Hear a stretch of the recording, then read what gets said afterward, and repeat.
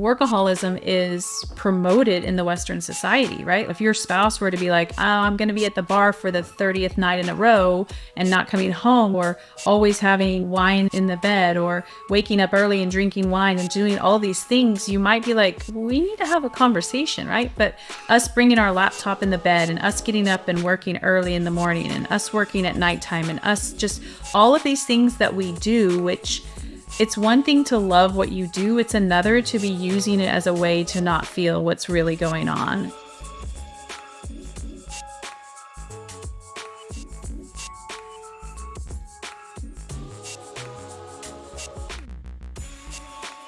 What's up, y'all? This is Ian with the After Life Insurance Podcast. And today I have a very special guest, Erin Gray. Erin is a compassionate financial mentor and guide, and the host of Generate a Life Well Lived podcast. I've really enjoyed going back and listening to some of the episodes that she's done over the last few months, and getting to know her through her podcast has been really cool. And also just getting to connect with her in person. And I'm really happy that she's been so gracious with her time today and has elected to spend some time with us. So Erin, thank you very much for coming on. And yeah, to start off with, I'd really love to get into your story and for you to be able to take us on a little journey of where you came from and the life that you once lived and to where you are now, because I know there's been some pretty big shifts for you over that period of time. So I'd love to get into that. Yeah. Thanks, Ian, for having me. I always love podcasting. I love sharing, talking, all the things. So I appreciate you asking me to come on. So I'm always like, the short story, the long story. The short story is probably I am like the typical I always say old Erin versus Erin now, right? Old Erin was like, lived a checklist life, right? Like went to college, super pressured, got the grades. I got a degree in financial planning. I did financial planning for 6-ish plus years, maybe, working 60 to 70 hours a week. Just, I checked all of the boxes that society says, like accumulating wealth and like buying the houses and all the things. And I got to a point where it's like, I don't feel fulfilled. Like I got sold a bill of goods that I don't really enjoy living, you know? And I think it was really the turning point. And then, so I was a financial planner for a while, and then I probably burnt myself out like 60 to 70 hours. Me and my husband were talking at the time, like having a kid. And I'm like, how am I going to do this? And things were changing at the firm. And I just was like, I don't know if I want to continue to do this. And so I ended up going and working for my family's construction business. And something as simple as like, oh, come help me. My dad and my uncle were running it at the time. Like, come help us with a couple of things, like very nonchalantly getting in and like recognizing the things probably would be better to be changed. And so really diving in, because I took myself from financial planning, right over to construction. And probably, I know I remember asking our financial advisor when I was it was after we'd had our daughter. So I was probably 35, and 50 was the time where I wanted to retire. And I just remember being like, can I just quit now? And can my husband, like, can we make it to retirement if we just have his income? And looking back now, I'm like, that is such a crazy, when I say crazy thought to think, it's just like how much I was willing to like tolerate. Like it was almost like getting to this end point. I was just trying to get to the end point. And I stayed for 5+ more years because there was lots of money stories that I had around not having enough money, not having enough money saved, running out of money, all of these things. And so it really wasn't probably until we were flipping a house in Texas, that's when I had a panic attack. And even though we were like making money and the money was fine and all of that kind of stuff, in my body, it did not feel that way. And so that's when I really got serious about like, I think I need some support with this because this is much bigger than what I thought it was. And I don't want to live the rest of my life in this way of feeling such intense fear in my body over money. Yeah, and I think that's a reoccurring theme that I think a lot of people have experienced, partially due to our culture and a lot of our upbringing. And like you said, you checked all the boxes, you did everything you needed to do, and you got to where you thought you were supposed to be, and yet you still continue to have this feeling in your body and just didn't feel settled. I'm curious, what did that unsettled feeling, I mean, that's my word, but what was that like for you? Just the experience of that? I think it is probably very fear, like a lot of fear. I think the financial planning world does this sometimes too. Like I was just talking to someone and they were like, well, I just let them know like how long their money's going to last until they run out of money. And I thought that the more money that I created and the more money that I had, the more secure I would feel, right? But what actually happened is the fear was greater. It was like, oh, more money is at risk now, or more, I could lose more money, or I could run out, like feelings obviously come from within. It's nothing outside of us, but it didn't come from the place of, oh, I feel more secure because we have more money. It was like more so of, oh my goodness, now this much money is at risk. And so the feelings were much of fear and tenseness in my body, and worry was probably one, a lot of like, do we have enough? And it was like just simple things of, going on vacation or things of that sort. I think the larger the expenditures, right? Like we talk about window of tolerance, but like the larger the experience, the expenditures, those also is what I would feel a lot of fear around. And I just thought that the answer was, well, then you just have more money or you just make more money. But obviously that didn't prove to be true, because the more that we accumulated or invested or whatever, it didn't solve the problem. So yeah, in my body, it was probably a lot of worry a lot of the time. Yeah. I'm curious, when did that develop? Do you remember that starting at an earlier point in your life, or earlier in your working career, or when was it noticeable that you were starting to have these feelings? Yeah, that's a good question. I think it probably was when we had our daughter. I think I had always been conscious about like, okay, we need to save. And I was always looking towards what number are we getting towards, or investing in things of that sort. But it probably, I don't want to say that was like the triggering point or the flip that switched, but that probably was around that time. And I think also now reflecting back, I did experience money trauma, and I don't think that is talked a lot about or people understand what that is. I remember taking the ACE test, and I don't know which way it scores, low or high, which one it is, but like I didn't have a lot of the symptoms, right? I didn't have a lot of those things on the ACE test, but the ACE test doesn't account for anything in financial. And looking back now, I understand and I see there were parts in my life as a child that they were very impactful for me. And I think what I did was, I remember I asked my mom the other day, I was like, when did I start working? She was like, around age 12. And I was like, why was I working at age 12? And she was like, to have money. And so I think that there were some pivotal moments for me growing up, that things occurred that whether they were said or not, my body received these messages. And sometimes we can look at it and we can be like, okay, so I've talked to my brother about this. He went to the point of, I'm just going to make all the money. And I went to, I'm going to hoard all my money. And so it's just like how it shows up differently. And so I think probably for me, it was having my kid, and probably this was all a subconscious, right? Unconscious thing that was happening that I wasn't even aware of. So you mentioned the ACE test, and I'm not familiar with that. Can you tell me what specifically that test is for? It typically is like what kind of traumas that we've had. And it really focuses more so on like physical or sexual things that have happened. And it's a test that providers might use to kind of gauge where is your sensitivities, for lack of a better word. And I was searching for I definitely was searching for answers, because I'm like, something is off. I didn't have this language back then, but in my body, something is off, right? I don't feel at ease. I don't feel calm. And I Googled that, and like from the outside looking in, okay, you've had a air quotes good childhood, right? Your parents were married and you weren't ever evicted and all of these things. That's like, okay, but there's so much more to what happens in our childhood that isn't on that test that they account for. And I didn't know it at the time.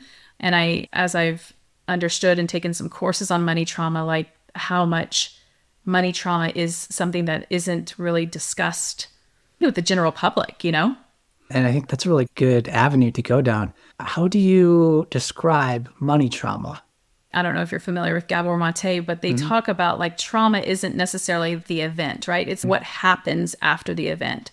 And so there can be what they call big T traumas. Maybe your parents did lose their job and you did get evicted, right? That is a very pivotal moment, a big T, what they call T trauma. Or you could have little T traumas of like, every time you came to your parents and said, I want to buy this or I want to have this, and they said, no, we don't have the money for that, or no, we don't have enough money. Those are the things that we absorb, the messages that we absorb of like, there's not enough money, there's not enough, we don't have enough money. And there's all different types, right? There's generational, there's cultural, there's so much that can not collaborate. What is the word I want to use? That can contribute, right, to our money trauma. And so it's really the aftermath, like things happen, and then how have we been able to respond to the situations that have occurred? So would you maybe describe that or think about that as maybe something happened or there was a certain situation earlier on in life and that helped to form your perception around money, or we're talking specifically Yes. about money, but it could be anything. And then the actual circumstances in your life change, but that old perception is maintained. And there then creates a conflict in the reality of the situation you're in and that old perception and how you're continuing to behave respective to your new circumstance. Is that like, Yeah, what absolutely. you're That's getting at? exactly. Yeah. Like when I was 10, my dad has always been an entrepreneur, and he made some choices and things of that sort. And I recognize now that what he taught me, what he was trying to show me, was coming from an empowering place from him, right? He was trying to teach me that, listen, when we make certain choices, then this is what happens. I truly believe he was trying to empower me and teach me about money. And the message that I received was money is very serious. It is not something to be messed with. Like, it is a big deal. And when you make mistakes, you pay for those mistakes. And seeing my parents fight about money, like that is, even though we may not have the language as children, we take that on in our bodies, right? And so the overall, if you want to call it, like, what is the theme that I thought money's not safe. It's not okay, right? Like, it's a big deal and it's high stakes.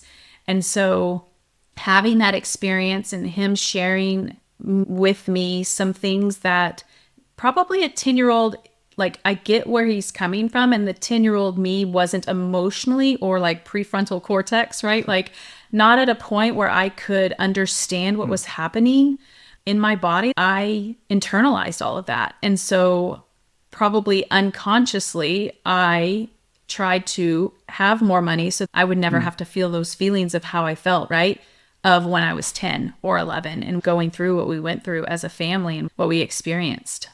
Oh, it seems like having more money, it was like a safety mechanism or tied in with your sense of security. Absolutely. I mean, Yeah. this brings up something for me, and I've been on a journey too, understanding my relationship with money, digging into my early programming and the very earliest sorts of conscious awareness of money. And my very first conscious memory that involves money, I was sitting in the back seat of an old Chevy Lumina. My parents, we were driving home. And I think I was about 5 years old. They were really good. If they had a disagreement, they never argued in front of the kids, in front of myself or my sister. They were really good about that and very aware that we would pick up on things. But we were driving home and they were having an argument about money. And I didn't, at 5 years old, I didn't understand what they were arguing about in the way that I perceived that, not understanding what money was and seeing the anxiety and just like the state that they were in and the friction. I took that as, okay, I don't know what money is, this money thing, but it's not good.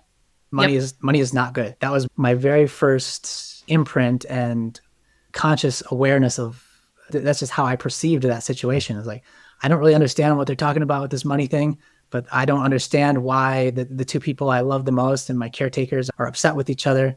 Whatever this money thing is, it's not good. Get it away from me. It's not good.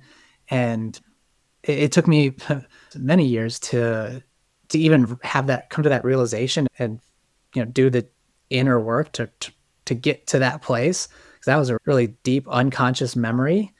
And then it's to then start to see how that had played out over the course of my life and just realize like I was unconsciously sabotaging any situation I had to make money or keep or hold on to money, because really deep down inside I had this very old pattern and program that money was bad.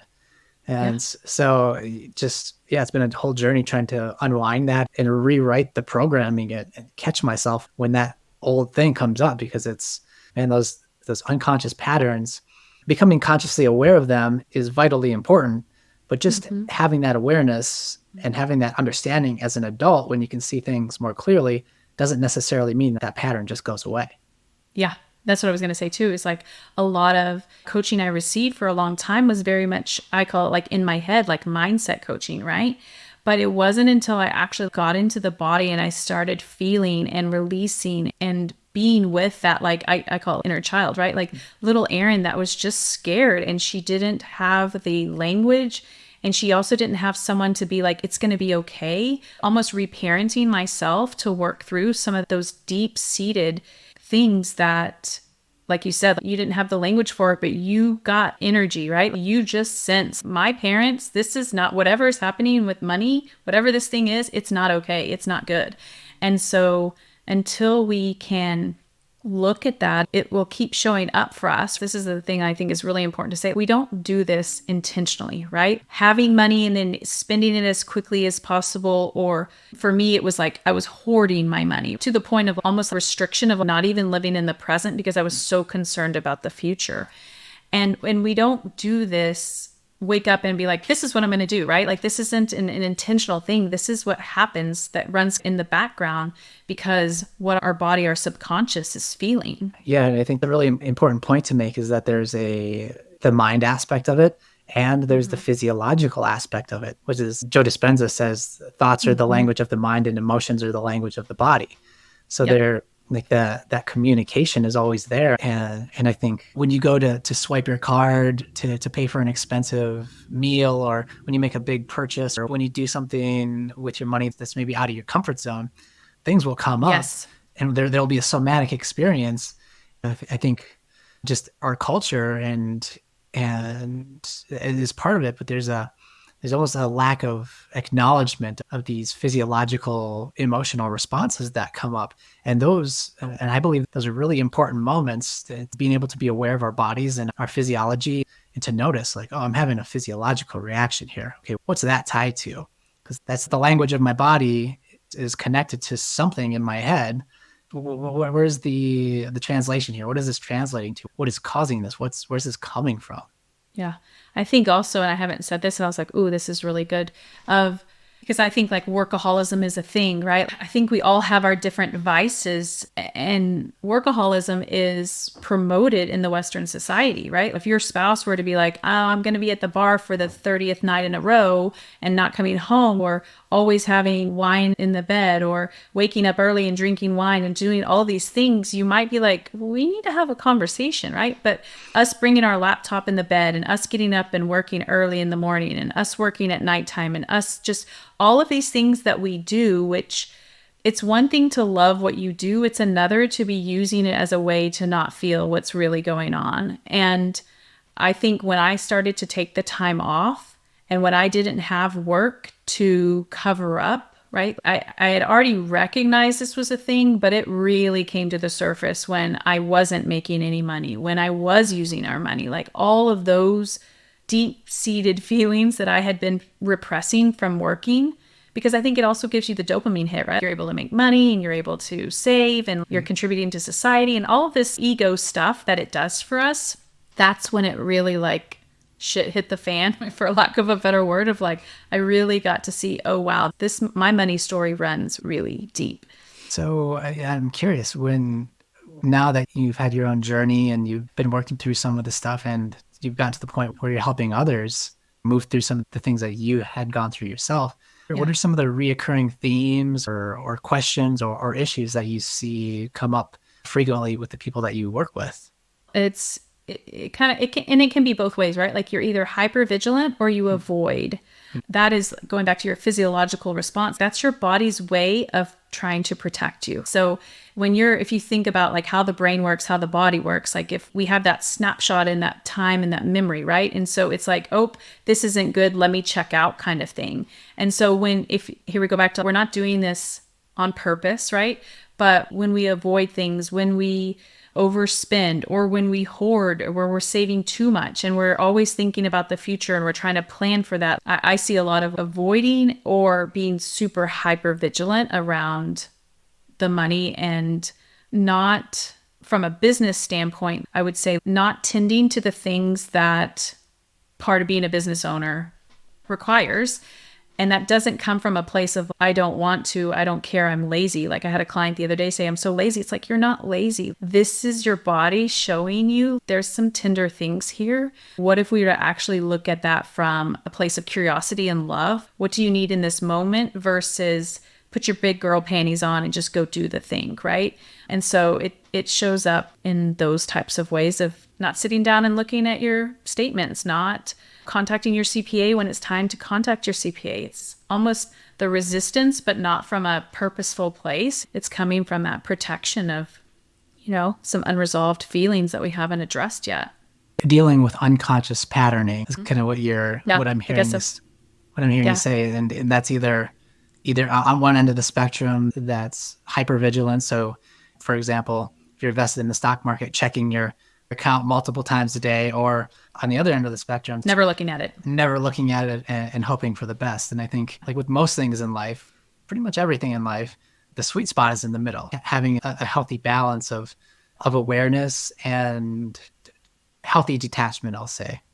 Absolutely. Like you said, it's in the middle. I always say, like, where is the middle, right? We want to know about our investments. We want to know about our money. We care about where we use and circulate our money, but not to the point of like where we're so obsessed about it, and also where we're just completely avoidant.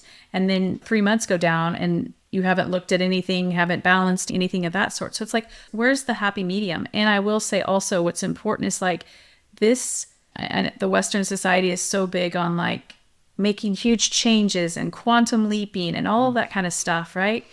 And I really want to say to those of you watching and listening, it's okay for this to be just like little baby steps, right? If you think about what your nervous system can handle, sometimes all that it can handle is I'm just going to sit down and I'm just going to look at my bank account. Sometimes it's even like I'm just going to think about my bank account and I'm going to see what I feel like in my body, It makes me teary because I feel like we have put so much pressure on ourselves to evolve and grow and get to that point. And it's like, you have to think about, how is your body feeling?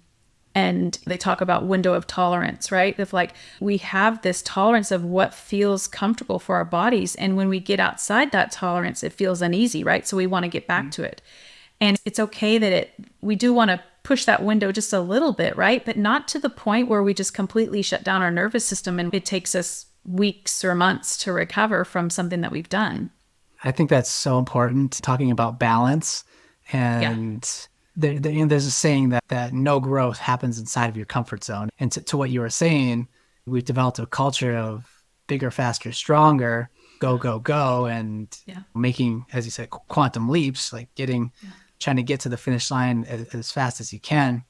In my previous vocation, I was helping to facilitate a lot of plant medicine ceremonies. And it's a very different context, but I would see similar thing as to what you were describing. People would have a big awakening or a big realization or a big shift in their consciousness. And I think partially due to our cultural programming, it's like, okay, I'm going to make all these big changes in my life and things are just going to be different. And it's going to just happen like that. And I'm really glad that you brought up the fact that our nervous system needs time to adjust. I would see people, and I, quite frankly, this is something that I experienced myself. Like, have this big realization, I need to do this thing. I would take a gigantic leap and it would be so uncomfortable. And I just was not prepared for it. I hadn't taken time to really, to lay the groundwork to be able to make that leap, to have a solid foundation. And there's just like, I would slingshot back and almost regress sometimes. And it was like that aggressive approach to personal development and growth is almost in a way of lacking self-compassion. I was just about to say, it's not very loving or nourishing to ourselves or our bodies, right? Yeah. I experienced it myself. I saw it in other people, and over time it just sunk in. Like, no, this is a baby steps, as you said. This is a one step at a time kind of a situation. And what can we do to make progress that's sustainable and progress that's not too much too soon, that's going to just bring us back to even regress us to a certain degree. And I'm curious to what your thoughts are around the rate of a personal development, let's just say. Yeah. I think also too, because anything that we're wanting to have in our life, I always say it's for a feeling, right? Like anytime we want more money, or anytime we want more time, or anytime we want our business to look a certain way, or get married or have kids, whatever it is, right? It's for a feeling. And when I actually realize that I can have that feeling right now, today, and there's probably already something in my life that I already have that feeling for, then there's no rush, right? And I'm not saying, oh, personal growth, who cares, whatever. And also, like, there's never going to be a finish line. There doesn't need to be a rush, right? I think that's when you asked me at the very beginning, what was old Erin like? I was in a rush to get somewhere, which I don't know where that was, like to retire, to have fun. It's like, well, let's just start having fun now, you know? And so I think I am an advocate of like slower growth, because you have to think about the person that has the thing that you want, meaning you in that version of yourself. Have you already become that like you've got to become that person already. That's when the thing comes, right? And so if we're rushing, we have to ask ourselves, why are we rushing? What is this? What am I chasing? What do I think I'm going to feel in order to have the thing? And where do you have that right now? And then it gets to be, I just want to do the thing because I want to just see what I'm capable of, versus making it mean something about you or what you're capable of or anything of that sort. It's just like, we're just doing stuff and seeing what happens for the fun of it, versus high stakes, high pressure. And we live in that type of society, right? And we've been sold that like, when you get to XYZ, this is going to bring you, but we know that's not true, because there's lots of people that have exactly what you want right now, and they don't have that feeling. Yeah, and I think you touched on an important point there. It's a cultural thing, this self-development, do better. Yeah. That's a very kind of yang energy. That's very action-oriented, doing. Yep. And on one hand, yeah, that's absolutely necessary to progress in life, and as part of our development is learning how to work with that energy. And on the other hand, where does the acceptance and allowance part just come in, where we can just say, you know what, this is how I am. Like right now, this is where I'm at, and I'm not going to do anything about it. I'm not going to take any action. I'm just going to sit with this. And I think not having that time to sit in meditation, I think meditation is a good way to connect with that energy till we find a balance there. Unless you spend some time in that state of just being and noticing and allowing and accepting, you don't know the right actions to take. You're constantly taking action, but you're taking action from an ungrounded place. And so you may not be taking the right actions. If you come to a place of balance, so where you're sitting and being still and figuring out where you're at, that's going to allow you to take more congruent actions that are going to actually get you to where you want to go. And I always say, like, we're nature, and you look out as nature. Nature is not growing all the time, right? They have rest, has seasons. Think about the trees. They have nothing on. They're not concerned. Like, it comes back, it's fine. And how often we have been taught that, like, we have to be growing and growing. And I'm glad you said that, because that's the other thing, like, that I hear a lot of with financial planners. It's like constantly having to optimize our money. It's like, you don't. You know, I had someone ask me, you know, I have this amount of money and my financial planner saying this and my tax advisor saying this. And I'm like, well, what do you want to do? And he's like, I just want to have the money and sit in the account.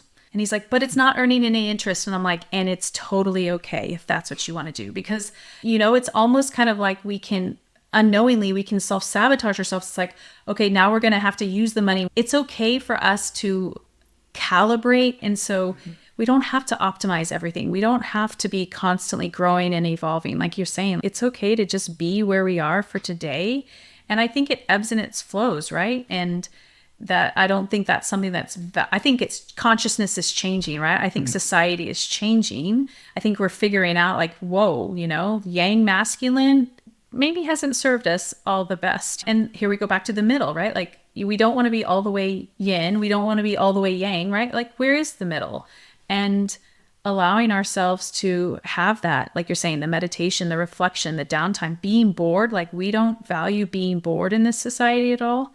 Boredom allows so many things to ponder, to come in, to ideas, things of that sort, and allowing ourselves to check in with our bodies and slow down and really like what are we feeling in this moment? Like you said, right? Like not taking action for the sake of just taking more action, but like, what purposeful action do I want to take? And here's the other thing, am I in aligned energy when I take that action? That's an awesome point. And you said a word and it just landed with me, and that's calibrate. I wasn't able to put that word to it, but that was the exact perfect word that I was searching for. Like that downtime gives you the ability to calibrate. And if we're thinking about personal development and progressing in that way, in that personal development process, our values and our beliefs are changing and shifting. Yeah. I don't know about you, but the values and beliefs that I held 10 years ago, 5 years ago, even 2 years ago are going to be very different than what they are now. And giving ourselves that time and that space to, yes, do the work and allow that work to integrate into our system. And so we can recalibrate. And so these new values and beliefs can come on board. And then, as you said, take the intentional action that's in alignment with our new values and beliefs. That's the sweet spot right in between, where we really make the not just making progress to make progress, but making progress that's meaningful to us in our constantly evolving sense of self. That's an always changing, always evolving, constant work in progress. Yeah. I mean, you think about like from the standpoint of if you're new to running or riding your bike, or I'm not a mountain climber, but like, altitude wise, it's like you don't go from 0 to running 10 miles, right? There's certain things that your body physically has to acclimate to. And I mean, I guess you could go from 0 to running 10 miles and you'll probably wear your ass out. You'll be in the bed or you'll be wrecked for a couple of days. You know what I mean? Like it's not very loving and nourishing to your body. And it's the same thing with personal growth. And I think you said, what do we value, right? Like asking ourselves some of these questions of like, why do we value speed? Where did that even come from?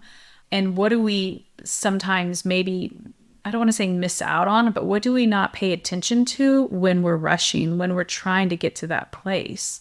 And really, I mean, we really just have today, right? This present moment right here, and then the next present moment and the next. The future truly doesn't exist. And what are we rushing to? I would encourage people to think or ponder, what are the feelings that I'm trying to, like if I evolve to where I want to be, what am I going to feel? And like, how do you feel that? How can you feel that right now?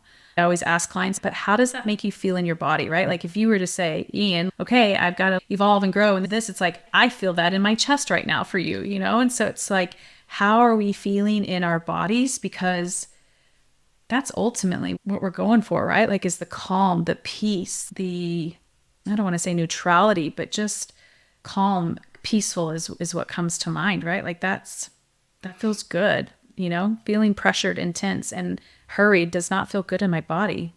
Yeah. The word that comes up for me is equanimity from like Buddhism, looking for that place of equanimity. And I'm curious about the somatic practice or getting in touch with how our body is feeling, because quite frankly, again, we keep circling back to our culture and how our culture has created programs and systems and situations and maybe encourage us to not pay attention or not honor the feelings that are present in our body. So I'm curious as to what practices you might have or what different techniques you might use to encourage and foster the like reconnection with the emotional states within us and that feeling of our bodies.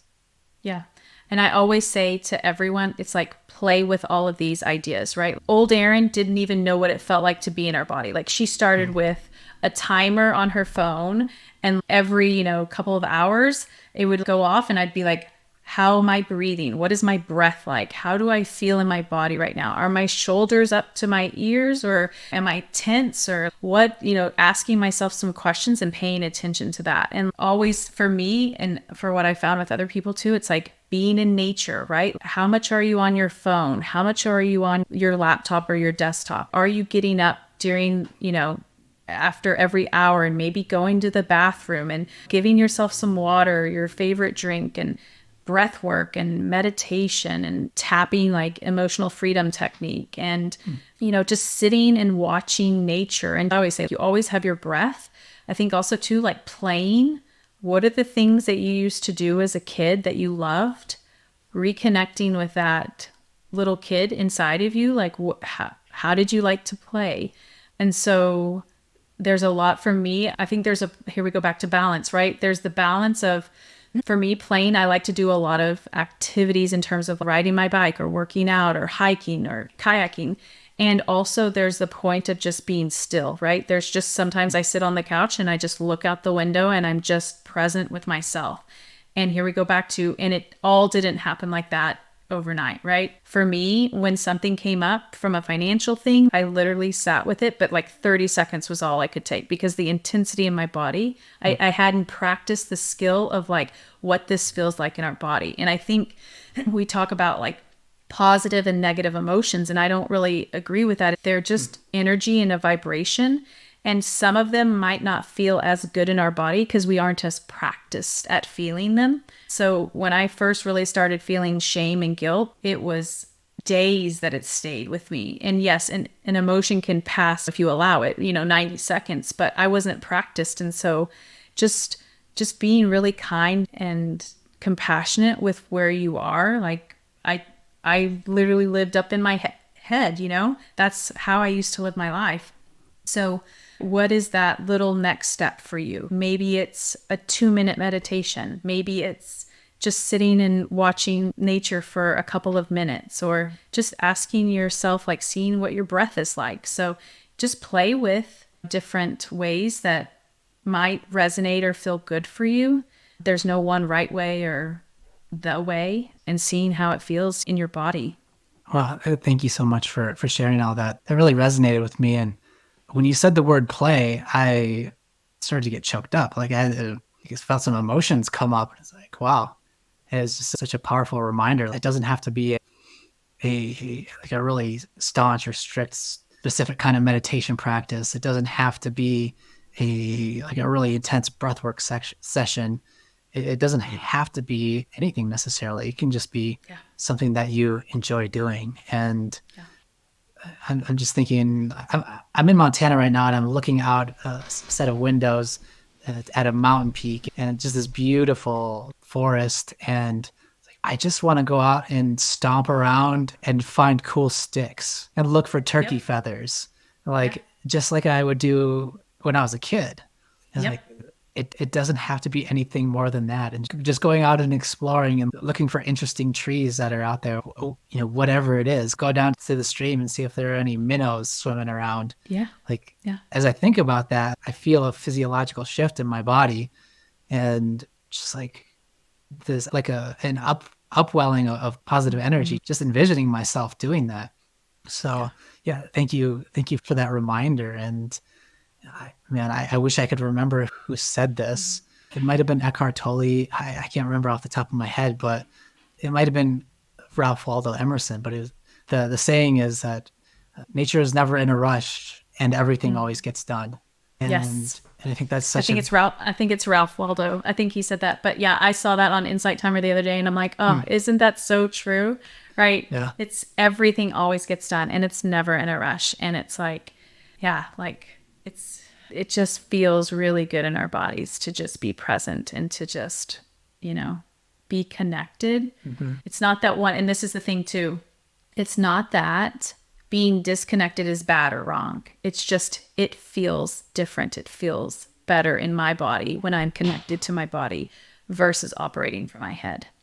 And that's another very important thing that you said there. And it's the fact that you don't believe that emotions are good or bad. And I'm very much 1,000% in agreement with you. Like putting labels on our emotions is just a mind game that we play with ourselves. One person might consider a negative emotion, another person might consider a positive emotion or a motivating emotion. There's a spiritual teacher that I really resonate with a lot named Erin Gray, and he says that the emotions are our guidance system. Yes. When we feel a positive emotion, it means that we are in alignment with our higher self, with source energy, with whatever you want to call it. That's just a sign of alignment. When we feel an energy that's uncomfortable or makes us feel uncomfortable, or that we might want to label as negative, it's just feedback. It's just a sign that either we're thinking something, or that we're in a situation that is not in alignment with our highest good. What we might consider a negative emotion is telling us something. It's telling us something really important. And when we can recognize that as just feedback and not label it and not make it personal, like this is just the universe, anger or frustration or sadness, like this is just the universe's mechanism for communicating with us that our perception of reality is off. Because one of my deeply held beliefs is that God doesn't make mistakes. And I say God, the source, spirit, however you want to, whatever that means for you. Yep. Like, I believe everything happens for a reason. And I can look back in my life and see different things that happened where in the moment, it might have been really gnarly. It might have been really sad, uncomfortable, whatever labels. In the moment, objectively, it was not a fun experience. Then years or months or weeks later, like, wow, I'm so glad that happened because it helped get me to where I am today. So yeah, my belief is that God does not make mistakes and that everything is perfect. And the only thing that is off about any given situation is my perception of it, that I'm not perceiving and I'm not able to see the bigger picture as to why everything is happening and playing out the way it is. And I think taking ownership of our point of view and our perception of reality can be a big way to start to make those shifts, those positive and beneficial shifts, and start to be able to make those alignments and course corrections easier when we do feel those negative or challenging emotions, is maybe a better way to put it. Yeah. It's, what I always say is, and you said it, it's like, it's pointing us to, like, when we're feeling those lower vibration emotions. And when I say lower vibration, I mean, they literally have a different hertz and frequency, right? Mm-hmm. And when we're feeling those, that is the point to tune in, to get curious of like, where these, not of like going down the rabbit hole of like, why am I feeling this? But your emotions are there to show you something. And I think too, like what you said, they're just sensations in our body, right? That's just what's happening, is there's sensations in our body, and honoring that all of them are welcome, right? There's no good or bad, right or wrong. They're all here to tell us something. And I will say that feeling some of those lower vibration emotions on a more consistent basis, right? Like, if you feel anger come up and you express it and you feel it and all of that's just part of being human. But if you're angry, or if you're frustrated, or if you feel a lot of guilt most days, like you're saying, Ian, those are kind of like your flashlight, like your guiding light to be like, hey, I'm not necessarily living in alignment to, because we're all sent here to have fun and feel enjoyment and pleasure. And like you're saying, those higher vibration emotions, like I truly believe we were sent here to have a lot of fun and enjoy our life. And if you are feeling more of those baseline emotions of those lower vibrations, then nothing's wrong. It's just like, okay, where in my life am I kind of off course? And the amazing thing, like the first coach I ever had, she was like, you created all of this. When I was at my dad's company, I was like frustrated about employees and all of this kind of stuff and not having enough time and all of this. And she's like, you created this, which is the best news, right? Because then you can go create something different. And I think like what you said, the most empowering thing is like, when I say we're in control of our lives, what I mean is we have the responsibility, or we have the, I don't know if availability, like, right. Like we get to choose how we want to live and what we want to do. It's not up to, chance kind of thing. Yeah. Speaking of that, I'm glad you brought that up, because I was like, the question that comes to mind, and we've been talking about the physiological, emotional, taking control of and being able to manage our emotions. From your perspective in the coaching that you do, specifically around finances, my perception of it is, and being on a spiritual path and in a spiritual community and having a lot of people in my circle kind of also on a spiritual path, something I observed in myself and in the people around me is that there was less of a focus and less energy being put towards developing a kind of a more balanced relationship with money. So I'm curious as to, in your experience with working with people, when people start to bring more of a focus to and put more energy into developing a healthier relationship with money, or a more balanced relationship with money, a relationship that provides them with maybe more material abundance and less feelings of scarcity. Like, what kind of shifts have you seen in people when they intentionally take the steps to improve their relationship with their finances and take ownership of that aspect of their life?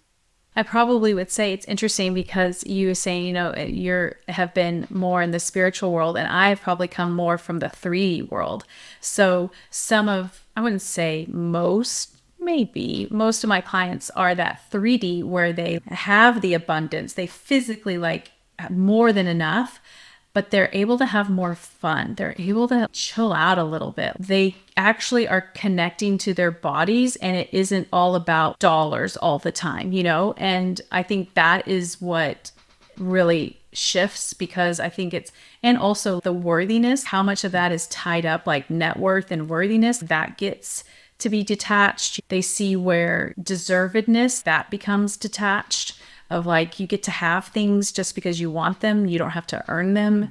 We talked about playing. They play more. They are enjoying their abundance versus that's there and I'm stressed about it. That's more so of kind of what, and I'm starting now more so spiritual people. And what I'm noticing is that they do feel empowered. I think that they do see that, I can do this. It isn't this huge monstrous thing that I can't understand. They do see and find that they, just like anybody else, right? They are capable. They are able to understand this stuff, and it doesn't have to be complex. And I think empowered is probably a really good word to use in both ways, right? People that are coming from the 5D or the spiritual, they're more empowered in looking at their money and doing that kind of thing. And then from the people that are coming from the 3D, like how Erin used to be, empowered in the sense of they aren't giving their power away to money anymore. They're choosing to do things from the sake of wanting to do it versus having to,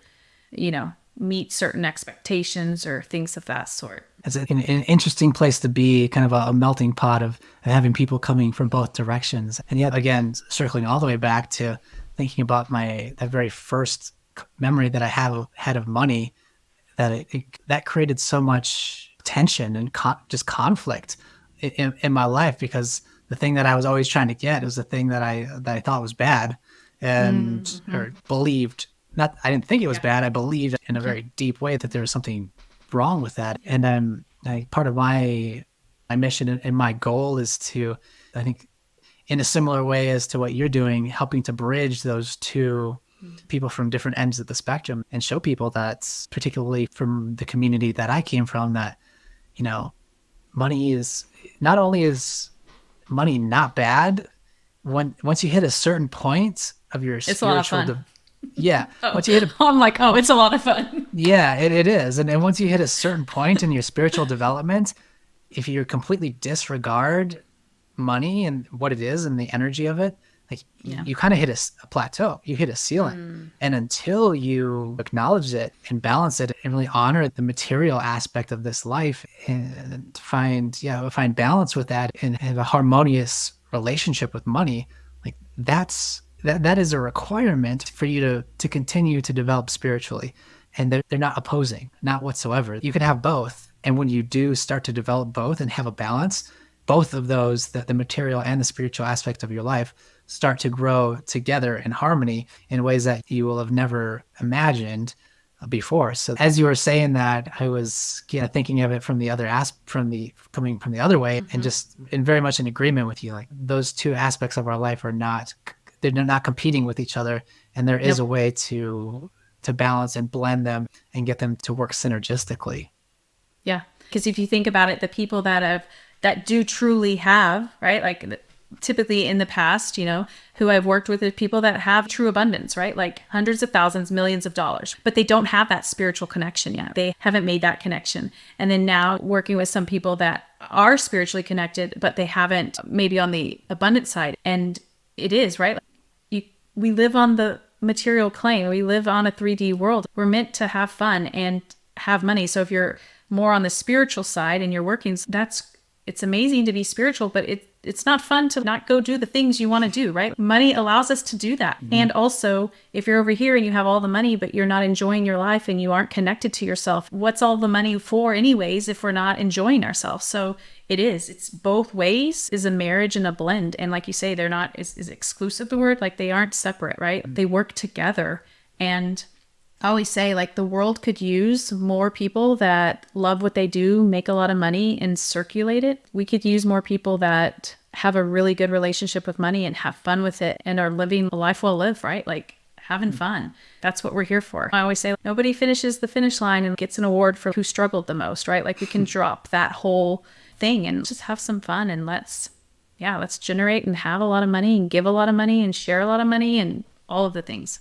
That's very beautiful. And you mentioned something earlier that the energy on the earth is changing. Something is going on. And I think anybody who's going to be watching or viewing this is going to very likely be in agreement with that, because things are shifting and changing in our external world and in our internal world as well. You know, as we start to wrap things up here, I'm curious as to maybe not predictions, but where do you think things might be moving, or what kind of an energetic world do you believe that we're moving into, or what would you like to see? Oh, okay. That's probably better. I'm like, oh, I not even make predictions, right? I do believe, like, I do believe in humanity. I think sometimes in the spiritual world, we can focus on all of the stuff that's not going right or whatever. And it's not that I completely avoid it, right? Or I don't look at it. It's just like, here we go back to vibration and energy. I believe that we are coming back to the middle, right? Like, and of understanding, like, we do need both. We do need the yin and the yang. And so what I would love to see is, I think business is changing, as I talk to some younger CPAs and bookkeepers and financial advisors, they don't share the same sentiments that 20 years ago, people that I talked to. And that feels really fun and really like lots more of like, what do you want your life to look like? And let's mold your life around that versus let's get you to your goal point or your goal post, and then you can start having fun. Like, it's really refreshing to talk to people that are in what I call the 3D world, like the bookkeepers and the advisors and things like that, that truly that's the other thing. They're even starting to, and are building their practices around the life that they want, which that's super fun to see, because I'm sure we've all talked to plenty of CPAs that are stressed and don't have time and all of that. And it's fun to start connecting with advisors that are like, no, I want to be able to be with my kids. I want to be able to travel more. I want to be able to do that. So I have high hopes for humanity and the world and earth. And I think that, and it all starts with each of us, right? I think sometimes we can be so outwardly focused on like all of these things need to change, but what we can control and what we can do is all within us. And how can we be more, when I say be more light, right? Like be more vibrant, have more fun, love our life, be in a higher vibration, being in more alignment with what we're here and what we're doing.